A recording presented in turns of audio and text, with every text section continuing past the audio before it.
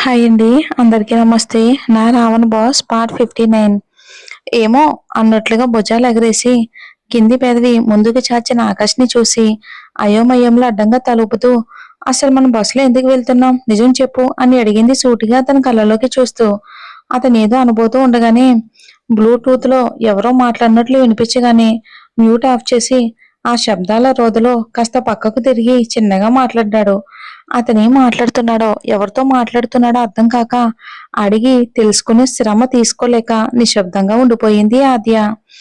Bluetooth లో మాట్లాడుతూ ఉండడం వలన అతను మాట్లాడడం ముగిసిందో లేదో ఆమెకు తెలియలేదు. కాసేపటికి తర్వాత మనం బస్సులో ఎందుకు వెళ్తున్నామో చెప్పు అని అడిగింది మళ్ళీ. ఆమెను తీక్షణంగా చూసి కాసేపు ఆగాడు. ఏదో ఆలోచిస్తూ ఉండడం అతని కళ్ళల్లో తెలిసి ఏమైంది, ఏదైనా ప్రాబ్లమా అని పృథ్వీ గుర్తొస్తూ ఉండగానే కంగారుగా అడిగింది. ఆమె భయాన్ని గమనించి గాఢంగా ఊపిరి వదిలి అవును ప్రాబ్లమే. పృథ్వీ మనుషులు నిన్ను అనుసరిస్తున్నారు, ఎత్తుకుపోవాలని పథకం వేశారు. వాళ్ళెవరో మనకు తెలియదు. వాళ్ళెవరో తెలుసుకోవాలి అంటే కార్లోనో క్యాబ్లోనో వెళ్తే దొరకరు. బస్సు అయితేనే మనం ఎక్కినప్పుడు దిగినప్పుడు ఎవరెవరు మనల్ని ఎంత దూరం అనుసరిస్తున్నారో తెలుస్తుంది. నా మనుషులంతా మన చుట్టుపక్కలే ఉన్నారు అని ఆకాష్ చెప్తూ ఉండగానే గుండె ఎదురుతూ ఉండగా చుట్టూ చూసి నిజంగా నాని అడిగింది. ఆమె కళ్ళల్లోని భయాన్ని చూసి బిగ్గరగా నవ్వాడు ఆకాష్. అతని నవ్వును గమనించిన ప్రశ్నించే స్థితిలో లేదు తను. ఆలోచిస్తూనే ఉంది ఆద్య. మరి లేకపోతే ఏదో సరదాగా బస్సులో వెళ్దాం అనుకుంటే అది ఇది అని నష్టపెడతావు అని చిరాగ్గా అనేసి చూడు రేపు కొన్ని అమెరికన్ స్టార్టప్స్ మనల్ని కలవడానికి వస్తున్నారు. వాళ్ళతో డీల్ ఫినిష్ అయ్యాక ఊపిరి తీసుకుందామన్నా మనకు తీరుకుండదు. అందుకే ఈ రోజు కాస్త టైంపాస్ చెయ్యాలనుకున్నా. నేను ఒక్కడనే వెళ్తే నేను టార్చర్ చేయడానికి ఎవరుంటారో చెప్పు అని కనుబొమ్మలు ఎగరేసి నవ్వి నువ్వు ఎలాగో ఎటో వెళ్తున్నావు కదా అని అటు సరదాగా ఇటు నీ బెడగా ఒకేసారి తీర్చేయచ్చని ఇలా ప్లాన్ చేశాను అంటూ ఆపాడు ఆకాష్. అంటే నువ్వు ఇంతకు ముందు అన్నదంతా నిజం కాదా అని అడిగింది అనుమానంగా ఆద్య. అసహనంగా ఆమె వైపు చూసి ఇదేమైనా సినిమానా, కిడ్నాప్లు చేజులు ఉండడానికి అని గట్టిగా అరుస్తూ ఉలిక్కిపడిన ఆద్య వంక చూసి ఒకవేళ ఇది సినిమానే అయినా విలన్ మాత్రం ఈ ఆకాశే. నువ్వు ఈ అల్లాటప్ప పృథ్వీగాన్ని ఇందులో ఊహించుకోకు అని వెటకారంగా చెప్పాడు. అతని మాటలోని స్థిరత్వం చూస్తూ ఉంటే నిజమేనని అనిపిస్తున్నా ఇంతకు ముందు అతను చెప్పేటప్పుడు అతని కళ్ళల్లో కనిపించిన నిజం గుర్తొస్తూ ఉంటే అతని కళ్ళు అబద్ధం చెప్పలేదని మనసు హెచ్చరిస్తూ ఉంటే తికమక్క పడుతున్న ఆద్యవంక చూసి కనుబొమ్మలు ముడివేస్తూ ఇంతకీ వాడికి నీకు మధ్య ఉన్న కనెక్షన్ ఏంటి అని కనుబొమ్మలు ఎగరేసి అడిగాడు ఆకాష్. దాంతో ఆమె అనుమానాలన్నీ పెరిగిపోయాయి. గుర్రుగా అతని వంక చూసింది. అడగనన్నావుగా అని అంది. నేను అడగకూడదని అనుకున్నా కానీ నీలాంటి దాన్ని భయపెడుతున్నాడంటే అసలు వాడు ఏ ట్రిక్ ఫాలో అవుతున్నాడా అని అని ఆలోచిస్తున్న ఆమె వైపే చూసి వాడి దగ్గర ఆ ట్రిక్ ఏంటో తెలుసుకుంటే నాకు ఉపయోగపడుతుంది కదా అని అన్నాడు. దాంతో మొదటిసారి మాటలు రానట్లుగా అయిపోయి నిశ్శబ్దంగా ఉండిపోయింది ఆద్య. ఏం చెప్తుందో అన్నట్లుగా ఎదురు చూస్తున్న ఆకాష్ చెవులకి ఆద్య నిశ్శబ్దం నచ్చక ఆమెను మాట్లాడించి ఇరిటేట్ చేయగలిగే అన్ని ప్రయత్నాలు చేశాడు. అలా అలా చివరి బస్ దిగి అపోలో హాస్పిటల్ వైపు దారి తీసిన ఆకాష్ని ఆపి ఇటువైపు అని మరోవైపు నడిచింది. హాస్పిటల్ అడ్డు కదా అని అన్నాడు అతను అయోమయంగా. కాదు కాదు ఇటువైపు అని నడుస్తూనే చెప్పింది. ఆమె నడుస్తున్న దారిని గమనించి అటుగా చూశాడు. ఎదురుగా ఏదో హాస్పిటల్ లానే కనిపించింది. అటుగా చూస్తున్న ఆమెని అనుసరించాడు. కాస్త దగ్గరగా వెళ్లేసరికి అది మెంటల్ హాస్పిటల్. దాన్ని చూసి షాక్ అయినట్లు ముఖం పెట్టి ఆద్య అని అరిచినట్లుగా పిలిచాడు. ఉలిక్కిపడి వెనక్కి తిరిగింది. ఏంటి అన్నట్లుగా తలెత్తి సైగ చేసి అడిగింది. ఇప్పుడే జాయిన్ అయిపోతున్నావా? నువ్వింకా పిచ్చిలో ఫైనల్ స్టేజ్ కి చేరుకోలేదు కదా అని నవ్వు ఆపుకుంటూ అడిగి గుర్రుగా గుడ్లు బయటికి పెట్టి చూస్తున్న ఆమె వంక చూసి ఓ ముందు జాగ్రత్తనా అని కళ్ళు పెద్దవి చేసి తలూపాడు. నన్ను కాదు నిన్ను జాయిన్ చేయడానికే తీసుకొచ్చా అని కోపంగా చెప్పి మళ్ళీ నడిచింది.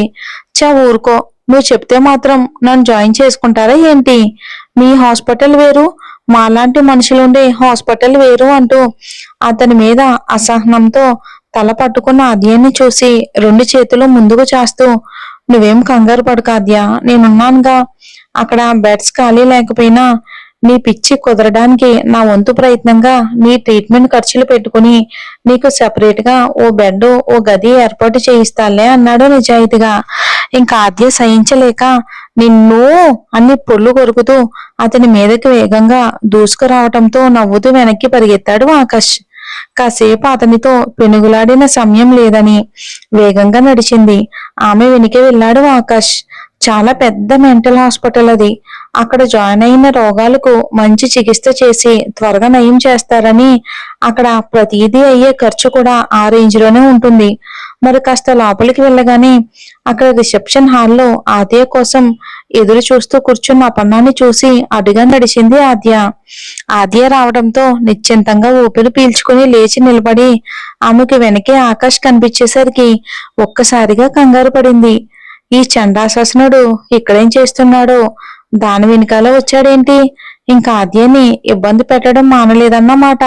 నేను పేరుకే స్నేహితురాలనే కాని అత్యవసరం అయితేనే తప్ప నాతో ఆద్య ఏ బాధ పంచుకోదు అని మనసులోనే మదన పడి అతను వంక చూసి గుడ్ మార్నింగ్ సార్ అని నవ్వింది. గుడ్ మార్నింగ్ అన్నాడు ఆకాశం. ఇక అపన్న ఆకాష్ని చూసేసరికి ఒకప్పటి ఆఫీస్ గాంభీర్యం మళ్ళీ గుర్తొచ్చి ఆద్య కనులు వెతుకులాటను గమనించి పక్కనే పేషెంట్లను కూర్చోబెట్టిన గది వైపుకు కదిలింది అపన్న. ఆమె వెనుకే కదిలారు ఇద్దరు. ఆద్య వెళ్ళగానే ఆమెను గుర్తుపట్టినట్లుగా అస్పష్టమైన పరుగుతో నడిచింది ఒక ఆవిడ. అతి కష్టంగా జడ అల్లినట్లుగా ఉండి కాస్త చెదిరిపోయిన జుట్టు, పొడవైన గోధుమ రంగు కుర్తా, నల్లని లూజ్ ప్యాంటు, కళ్ళ కింద నల్లటి మరకలు, ముఖంలో వెలిసిపోయిన కళ. ఆద్య కంటే కాస్త పెద్దదానిలా ఉంది తను. సుమారు ఆకాష్ వయసు దానిలా ఉంది. ఒంటి మీద అక్కడక్కడ మంటలు అంటుకుని కమిలిపోయిన చర్మంతో ఏవేవో పిచ్చి పిచ్చిగా అరుస్తూ ఆద్యాన్ని చేరుకుంది తను. ఏడుస్తున్నట్లే ఉంది, కానీ ఆమె కళ్ళ నుండి కన్నీళ్లు మాత్రం రావటం లేదు. ఆద్య దగ్గర ఆమె పిచ్చి పిచ్చిగా ప్రవర్తిస్తూ ఉంటే, ఏం కాదు, నేను వచ్చేసాగా, ఇంకేం భయం లేదు. ఇక్కడ వీళ్ళు నిన్ను చాలా బాగా చూసుకుంటారు. నేను అన్ని చెప్పే వెళ్తాను ఇక్కడ అని చిన్నపిల్లని ఊరడించినట్లుగా ఊరడిస్తున్న ఆద్య వంక చూసి, దీన్ని అర్థం చేసుకోవటం మన వల్ల కాదు. ఇంకా ఎన్ని కోణాలు దాగున్నాయో ఏంటో అనుకుంటాడు మనసులో ఆకాష్. ఆమెను అలా ఆపి పట్టుకోగానే, నేను జాయిన్ చేద్దామంటే సంతకం పెట్టాలన్నారే, వాళ్లకు మాత్రమే వచ్చి చూసిపోయేందుకు గాని లేదా తీసుకెళ్లేందుకు గాని అధికారం ఉంటుంది అన్నారు. నేను సైన్ చేస్తే మళ్ళీ నువ్వు కలవడం కష్టం. పైగా ఏమైనా ప్రాబ్లం అయితే నేను అక్కడి నుండి బయలుదేరి వచ్చేసరికి కష్టమైపోతుందని సంజాయిషి ఇచ్చినట్లుగానే చెప్పి నెమ్మదిగా ఆమెకు మరింత దగ్గరగా జరిగి అమౌంట్ ఎంత అవుతుందో చెప్పింది. అది వినగానే కాస్త జంకి, ఇక ఒక్క నెలకైతే పర్వాలేదు కానీ ప్రతి నెల అంత కట్టడం అంటే ఆలోచించింది ఆద్య. మళ్ళీ వైజాగ్ లోని గవర్నమెంట్ హాస్పిటల్లో చేర్పిస్తేనే కానీ అది చాలా కష్టం. అప్పుడంటే అక్కడే ఉద్యోగం చేసేది గనక ఆమెను చూడటానికి పెద్దగా శ్రమ పడక్కర్లేదు. కానీ ఇప్పుడు ఆమె యుఎస్ఏలో ఉంటుంది, వస్తే నేరుగా హైదరాబాద్కే వస్తుంది. మళ్ళీ వైజాగ్ అంటే చాలా కష్టం. ఆమెలో ఆమె ఏదో మదన పడడాన్ని గమనించాడు ఆకాష్. ముందు ఇక్కడ హాస్పిటల్లో చేర్పించి కొన్ని నెలలకు కాస్త ఇంప్రూవ్మెంట్ ఉంటుంది కనుక ఆ తర్వాత చిన్న హాస్పిటల్లో చేర్పించినా ఏం కాదు అని నిర్ణయించుకుని డబ్బు కట్టి ఆమెను జాయిన్ చేసింది.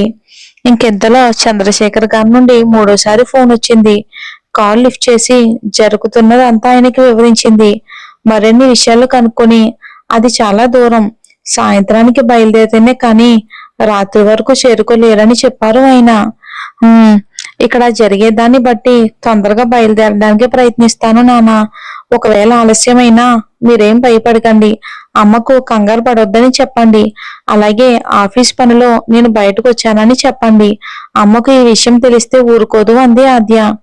నా బిడ్డ గురించి నాకు తెలియదా అమ్మో? నేనేం భయపడను, నీకంతా తెలుసు, ఆ నమ్మకం నాకుంది అని అంటున్న ఆయన మాటలతో ఆద్య హృదయం పులకరించిపోగా అన్నట్లు అమ్మకు ఉదయమే నువ్వు అన్నట్లు ఆఫీస్ పనని చెప్పుంచాను అని అన్నారు ఆయన కూడా. థ్యాంక్ యూ నాన్న అని అంది ఆమె. చిన్నగా చిరునవ్వు నవ్వి త్వరగా వచ్చే తల్లి అని ఫోన్ పెట్టేసి ఆకాష్ చేస్తున్న పనులు అంతు పట్టగా ఆలోచిస్తూ ఇంతకు ముందు ఆద్యతో ఆకాష్ ఉన్నాడంటే ఏమంటాడో అని బెరుగ్గా అనిపించేది. ఇప్పుడు అతను తనతో ఉన్నాడంటే ధైర్యంగా అనిపిస్తుంది అని మనసులోనే అనుకుని అప్పుడే గదిలో అడుగు పెడుతున్న శాంతిని చూస్తే ఆలోచన అన్నిటికీ ముగింపు పలికాడు ఆయన. అక్కడ ప్రాసెస్ అంతా ముగిసేసరికి మధ్యాహ్నం దాటింది. ఆద్య అపర్ణలతో పాటుగా ఆకాష్ కూడా ఏమీ తినలేదు. ఆమెను తన బెడ్ దగ్గర దిగబెట్టి ఆమె పిచ్చి పిచ్చి మాటలకు బదులు చెప్తూ ఓపిగ్గా ఆమెతో మాట్లాడుతున్న ఆద్యని చూసి కాస్త దూరంగా ఉన్న కుర్చీలో కూర్చుని ఉన్నారు ఆకాష్ అపర్ణ ఇద్దరు. ఆద్యని అలా చూస్తూనే ఇంతకీ ఈ అమ్మాయి ఎవరు అని అడిగాడు ఆకాష్. కాసేపు ఆగి నిజం చెప్పాలంటే నాకు పూర్తిగా తెలియదు సార్. అసలు ఈ అమ్మాయి నీకేమవుతుందని అడగాలనుకున్నాను అంతే. ఎవరో చుట్టాలమ్మాయి అని, తనను అక్క వరుస అవుతుందని, ఈ మధ్య కాలంలో భర్త చనిపోయి అనుకోని కష్టాలు వచ్చి పిచ్చి పట్టిందని చెప్పింది. అంతకు మించి నేను అడగలేదు.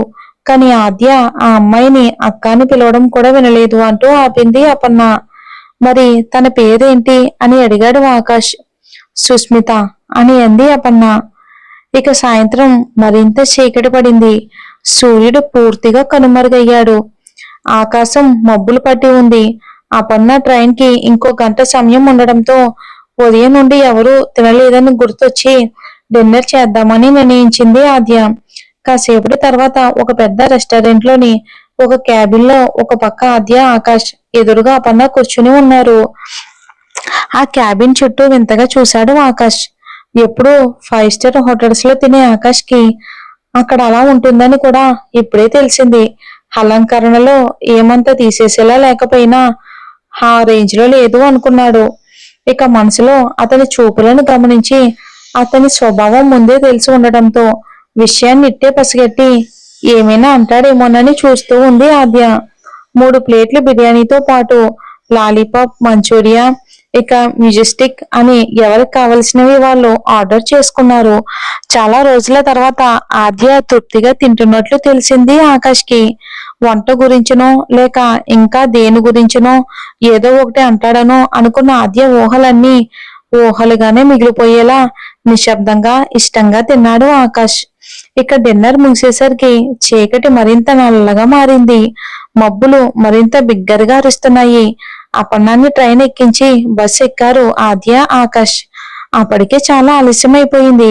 అక్కడ నుండి మళ్ళీ 2 బస్సులు మారాల్సి ఉండడంతో లాస్ట్ బస్సు మిస్ అయ్యిందేమోనని కంగారు పడింది ఆద్య. బస్సులో కూర్చున్న వెంటనే పక్కనే ఉన్న ఆకాశ్ వంక చూసి ఈ టైంలో బస్ మిస్ అయితే ఇంకంతే, కనీసం నీ కారైనా తెచ్చి ఉండొచ్చు కదా అని విసుక్కుంది. కారు తీసి అందులో డ్రైవర్ సీట్లో నేను కూర్చుని నిన్ను యజమానిగా కూర్చోబెట్టాలా అని చిరాగ్గా అన్నాడు ఆకాష్. అతని మాటలతో అసహనం పెరిగిపోగా నీకంత నొప్పిగా ఉంటే నేనే డ్రైవ్ చేసేదాన్ని కదా అంది ఆమె. నువ్వు డ్రైవింగ్ చేసి ఏ లారీనో గుద్దేస్తే అని గుర్రుగా చూస్తున్న ఆమె వంక చూసి ఆ లారీ పరిస్థితి ఏం కావాలి అంటూ నవ్వాడు ఆకాష్. నిన్ను అని కోపం పట్టలేక అతని తొడ మీద గిచ్చింది ఆద్య. నొప్పియ్యగా గట్టిగా అరిచి రాక్షసి నన్నే గిచ్చుతావా అని ఆమె భుజం మీద గిచ్చాడు ఆకాష్. అని అరుస్తూ నీకెంత ధైర్యం, నీ ఇనుపు రాడ్ల లాంటి వేల మధ్య నా చర్మాన్ని పెట్టి నలపడానికి అని అంటూ వేలు చూపించింది ఆద్య. ఆ వేలుని చూస్తూ కొరికేస్తా అన్నట్లు నోటిని కదిపిన అతన్ని చూసి ఆమె వేళ్లు దించేయగానే అది ఆ మాత్రం భయం ఉండాలి, లేకపోతే నాకే వేలు చూపిస్తావా? ఇంకొక్కసారి చూపిస్తేనా ఆ తర్వాత అది నీకు కనబడకుండా చేసేస్తా అంటాడు కనుబొమ్మలు ఎగరేసి పొగరుగా. ఏంట్రా ఏంట్రా నువ్వు చేసేది అని వేలు తీసి కళ్ళ ముందు పొడిచేలా పెడుతూ కోపంగా చెప్పింది. నన్ను రా అనడమే కాకుండా మళ్ళీ వేలు చూపిస్తావని రాక్షసి దెయ్యం అంటూ ఆమె వేలును పట్టుకుని లాగాడు. ఆద్య ఇంకేదో అనుభూతూ ఉండగానే వాళ్ళ గొడవని చాలా సేపటి నుండి వింటూ పక్క సీట్లో ఉన్న ఓ కాలేజ్ అబ్బాయి డ్యూడ్ అని అనగానే అటుగా చూశారు ఇద్దరు. ఇలాంటి చిన్న చిన్న గొడవలు కామన్. ఇలాంటి సమయంలో ఏం చేయాలి అంటే మీరు ఒకరితో ఒకరుకున్న మధుర అనుభవాలను గుర్తు చేసుకోవాలి. అప్పుడు ఆ హ్యాపీ టైమ్స్ ఇప్పుడు మిమ్మల్ని హ్యాపీగా చేస్తాయి అని అన్నాడు ఆ అబ్బాయి నవ్వుతూ. ఇద్దరు ఇద్దరు సరిగ్గా సినిమాలు చూడరు కనుక అది ఉల్లాసంగా ఉత్సాహంగా సినిమా డైలాగ్ అని గాని ఆ అబ్బాయి వీళ్ళిద్దరినీ లవర్స్ అనుకున్నాడని గాని తెలియక మొదటి జ్ఞాపకాలు ఏమున్నాయి అని అనుకుంటూ ఆలోచించడం మొదలు పెట్టారు ఇద్దరు. ఆకాష్ ఆఫీస్ కు వచ్చినప్పటి నుండి ఎదురైనవన్నీ కూడా చేదు జ్ఞాపకాలే అవటంతో వీడితో ఒక మంచి మెమరీ కూడా లేదు. అవన్నీ గుర్తు చేసుకుంటే ఇప్పుడున్న కోపం రెట్టింపు అవుతుందే గాని తగ్గదు అనుకుంటూ చిరాగ్గా ఆకాష్ వంక చూసింది. అంతకంటే జుగుప్చుగా ఆకాష్ ఆమె వంక చూశాడు. ఇక వీడితో నాకేంటని అనుకుంటూ కళ్ళు మూసుకుని వెనక్కి ఒరిగింది ఆద్య. ఇదేంటి జ్ఞాపకాలు గుర్తు చేసుకుని సంతోషిస్తారు అనుకుంటే మరింత దూరమయ్యారు అని మనసులోనే అనుకుంటూ ఏదో అనబోతూ ఉండగా సడన్ బ్రేక్ వేసినట్లు ఆగింది బస్సు. ఒక్కసారిగా ముందుకు తగలబోయింది ఆద్య. వెంటనే ఆమె నుదుటి మీద చెయ్యేసి ముందున్న సీట్ రాడ్కి తగలకుండా ఆపి వెనక్కి నెట్టాడు ఆకాష్. క్షణంలో జరిగిన ఆ సంఘటనకి బిత్తరపోయి కాసేపటికి తేరుకుంది. బస్సు ఎందుకు ఆపాడో అర్థం కాక అయోమయంగా చూస్తున్న ప్రయాణికులను చూసి టైర్ పంచర్ అయ్యింది, దిగండి అని బిగ్గరగా చెప్పాడు డ్రైవర్. అది వినగానే ఒకరి ముఖాలొకరు చూసుకుని నీ వాళ్ళంటే నీ వాళ్ళే అని మనసులో అనుకుంటూ కళ్ళతోనే తిట్టుకుని దిగారు కిందకిద్దరు. మరేం జరుగుతుందో వచ్చే ఎపిసోడ్ లో చూద్దాం.